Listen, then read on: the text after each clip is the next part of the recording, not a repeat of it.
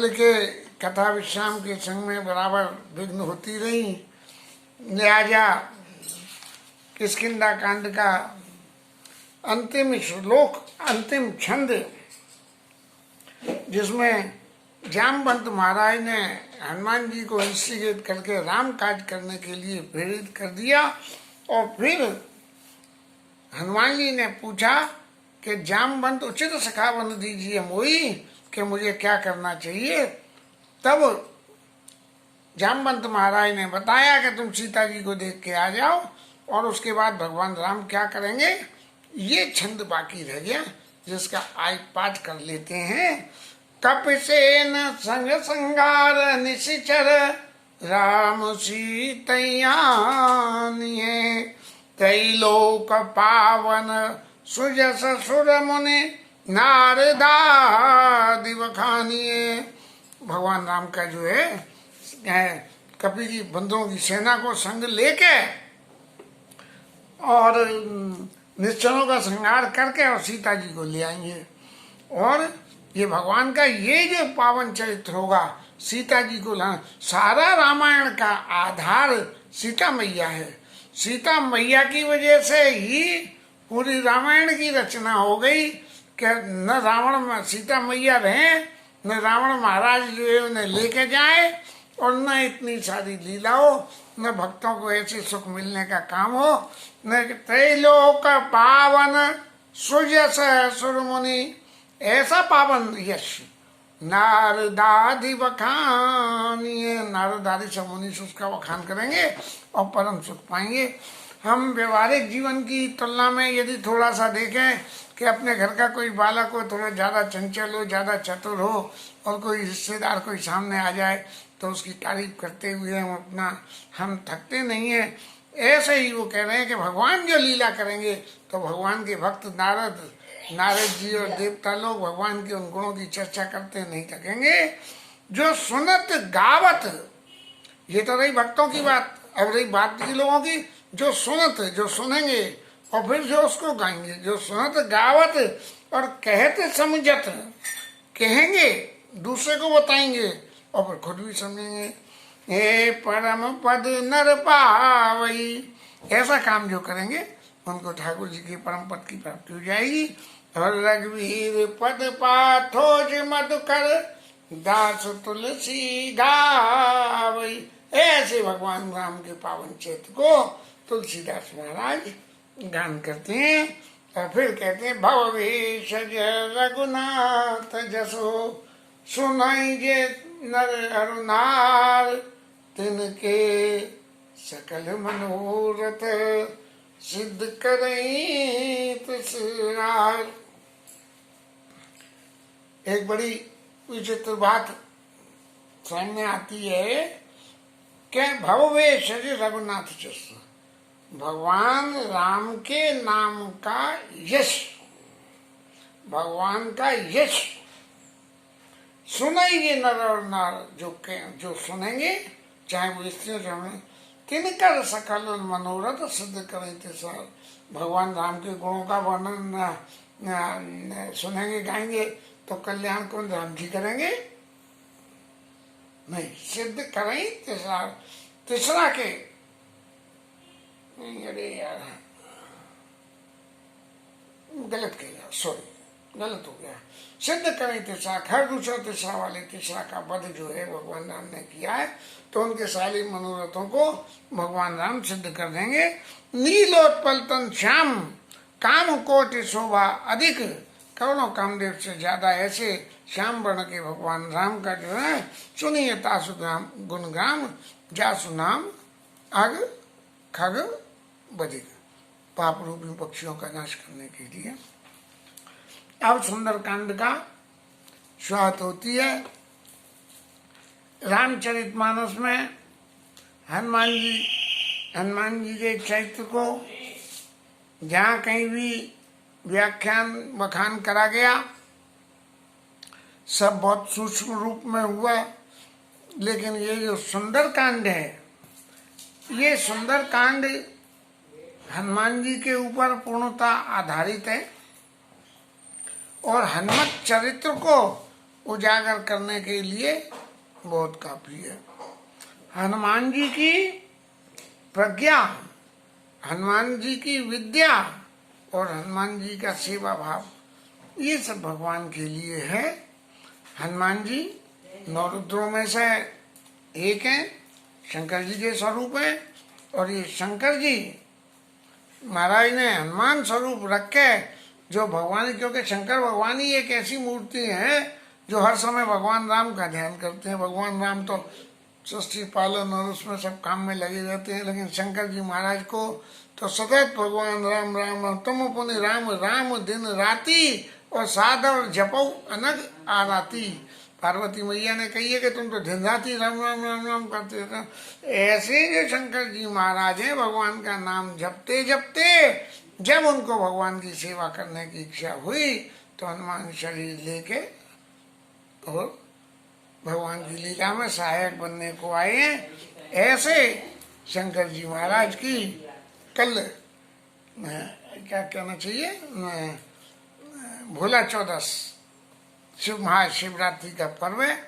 इस महाशिवरात्रि के पर्व में हालांकि जो नित्य शंकर जी के भगत हैं, नित्य पूजा करने वाले हैं, उनकी तो बात दूसरी है, लेकिन जो सहज भाव से और देवताओं की भी पूजा करते हैं लेकिन शंकर जी की नहीं करते हैं, वो लोग भी शिवरात्रि के दिन शंकर जी की पूजा करते हैं। ऐसी शंकर जी की पूजा, चूँकि कल के समय में कल जाके हम भी थोड़ी पूजा करने जाएंगे। हालांकि मेरे घर में तो सही मायने में देखा जाए तो शंकर भगवान ही गिरिराज स्वरूप में विराजमान है, क्योंकि चित्त की भावना से वो ही पिंडी को गिरिराज स्वरूप मान के स्थापना कर रखी है।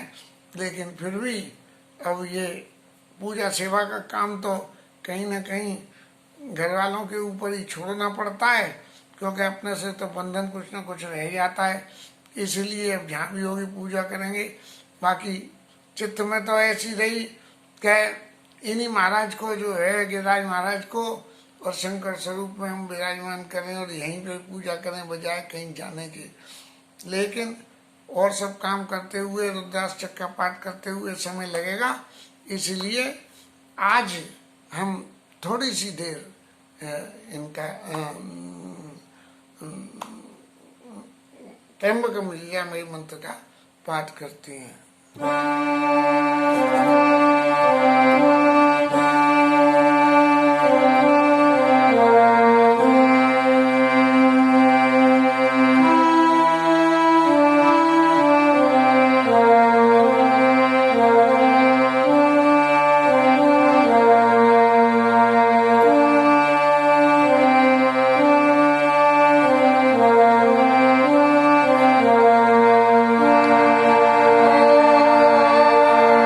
त्र्यंबकम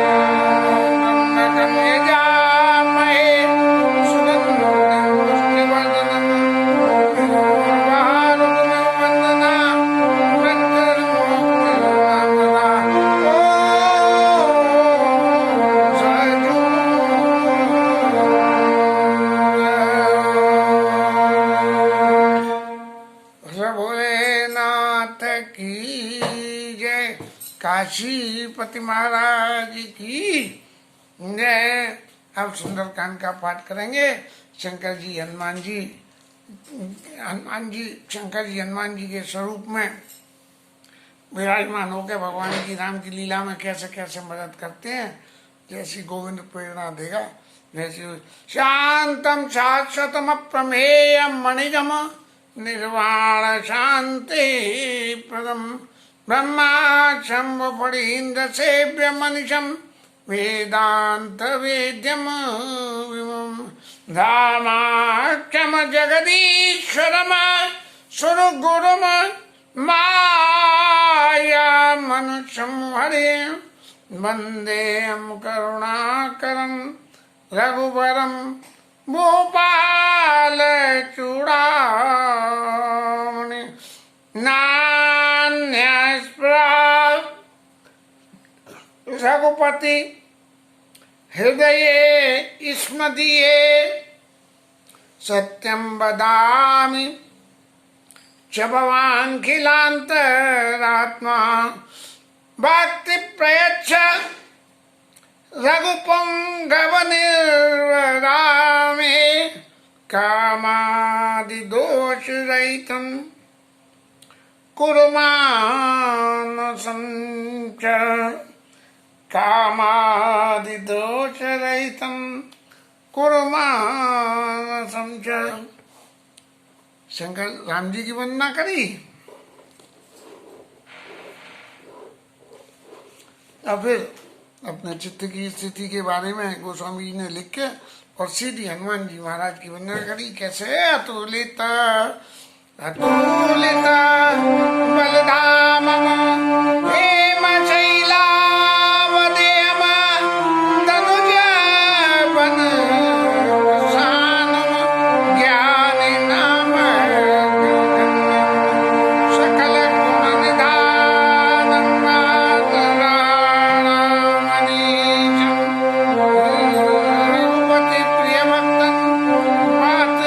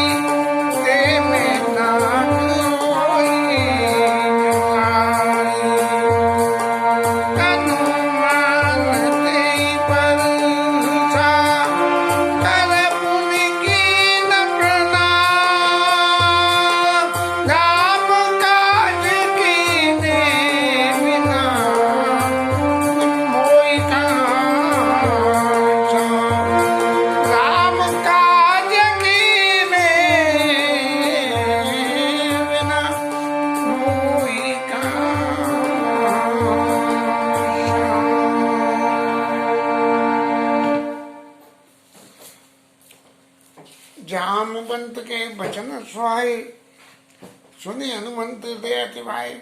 जामवंत महाराज के वचन हनुमान जी को बहुत अच्छे लगे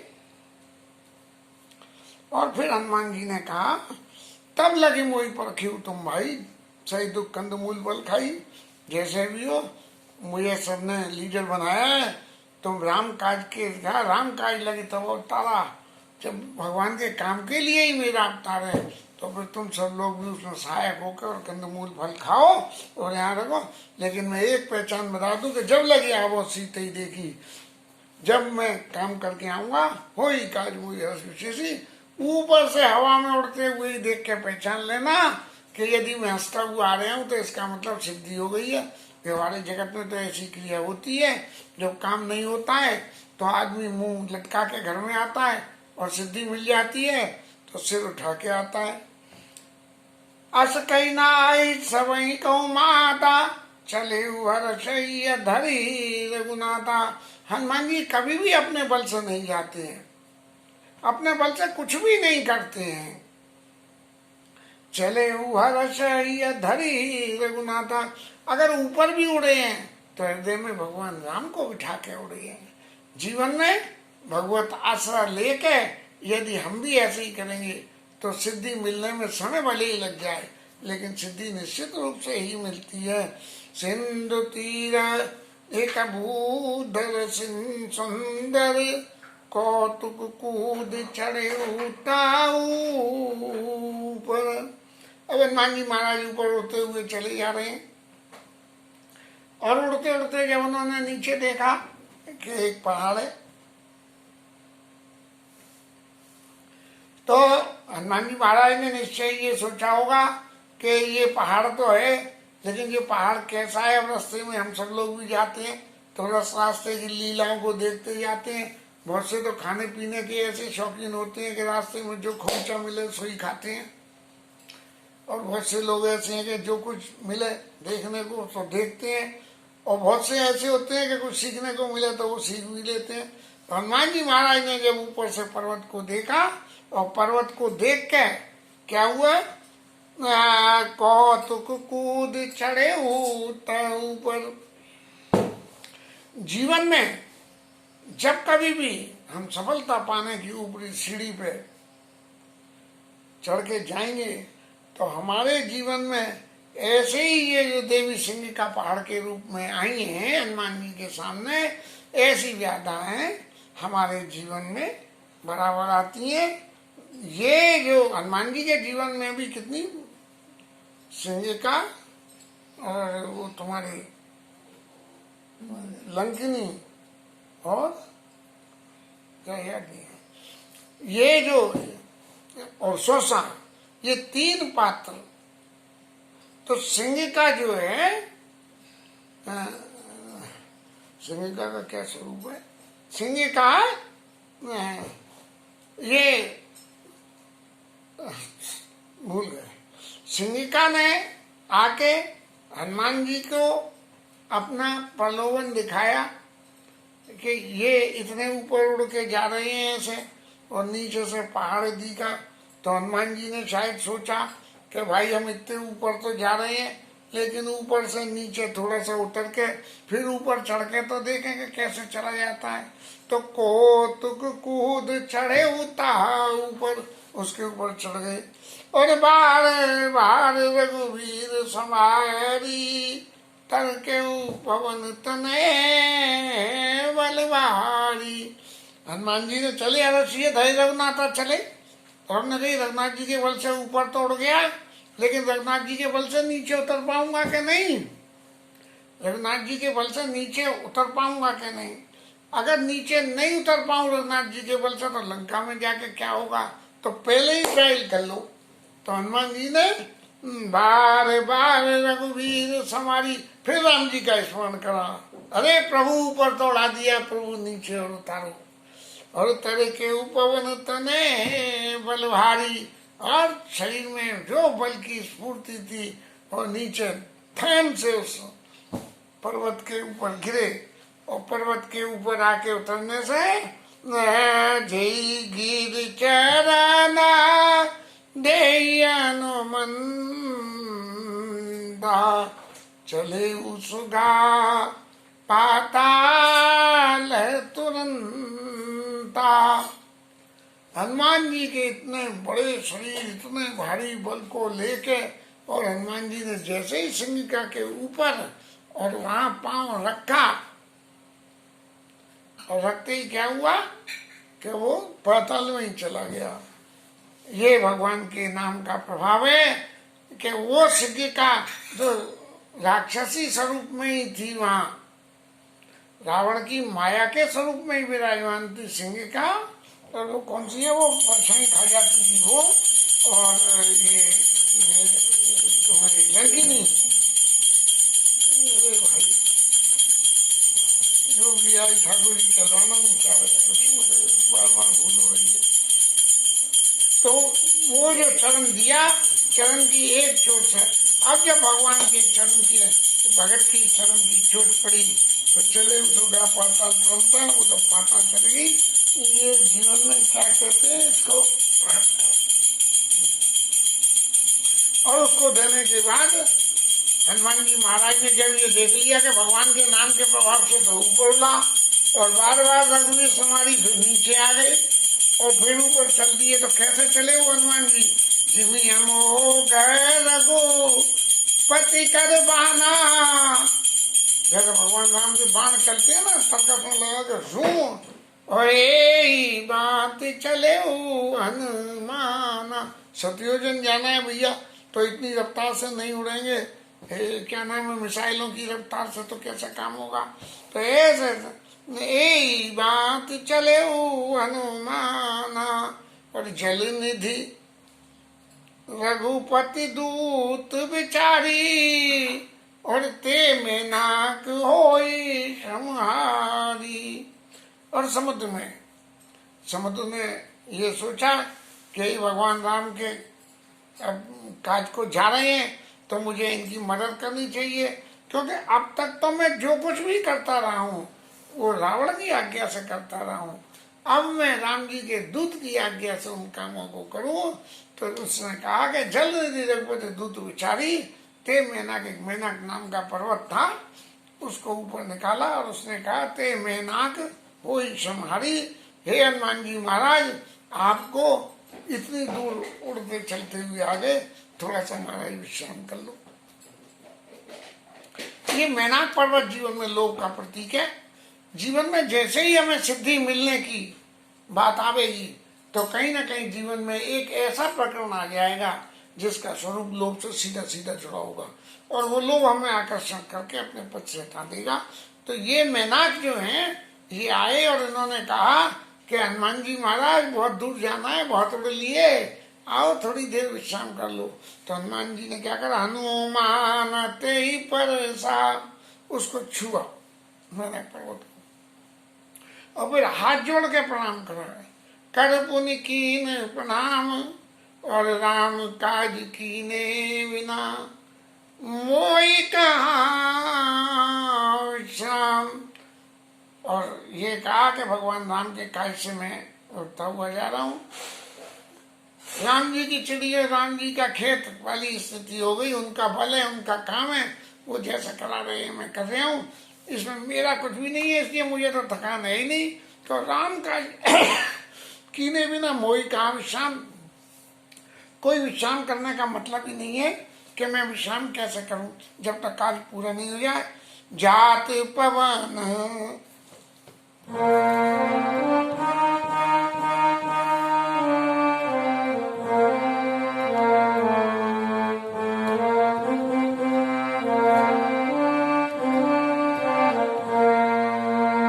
जात पवन सुत देवन देखा, जाने कमल बुद्धि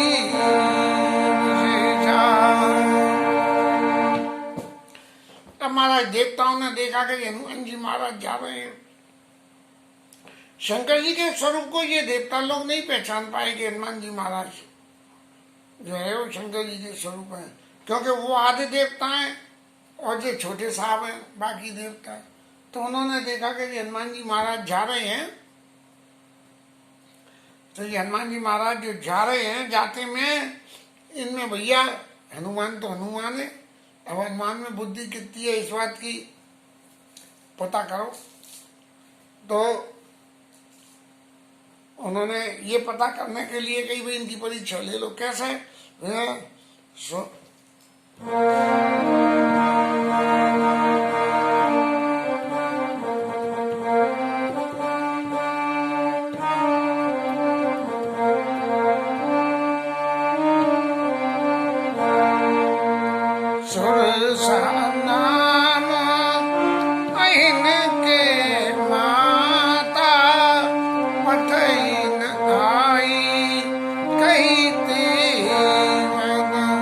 सांपों की मैया सोचा थी देवता साम्राज्य में हो, तो वो जो है उसको भेज दिया कि जाओ तुम हनुमान की परीक्षा लो। अब एक ब्रह्मचारी की परीक्षा लेने को एक स्त्री स्वरूप सामने आ गया।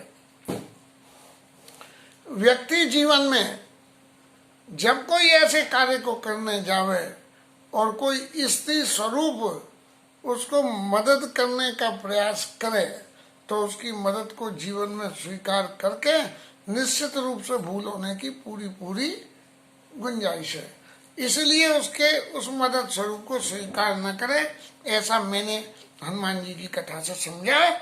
और आज सुरना मोई दीन आहारा, सुनत बचन कह पवन कुमारा। अब जैसे ही देवी आई उनने कही कि मैं तो खाऊंगी, अब हनुमान जी उससे लड़ने बैठ जाए तो टाइम वेस्ट होगा।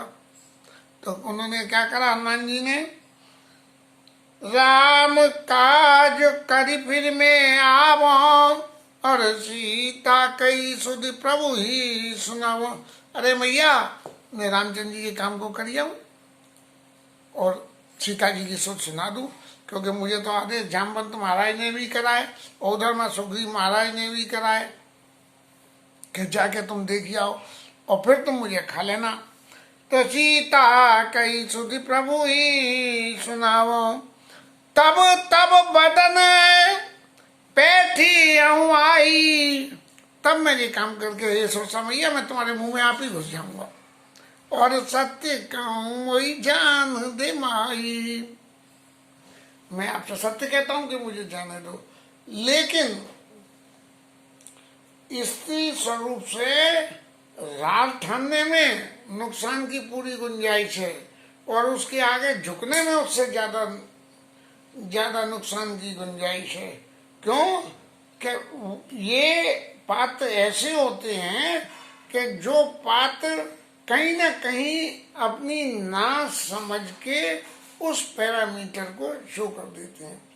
अब सोचा को भैया तो परीक्षा लेने को था, जब परीक्षा लेने को भेजा कि हनुमान जी में बुद्धि कितनी है, और हनुमान जी ने छूटते ही ये कहा कि सत्य कहूँ राम काज करी फिर में आवो, सीता कैसे प्रभु सुनावो, तब तब बदन पैठी आई, और सत्य कहूँ वही जान दे माई।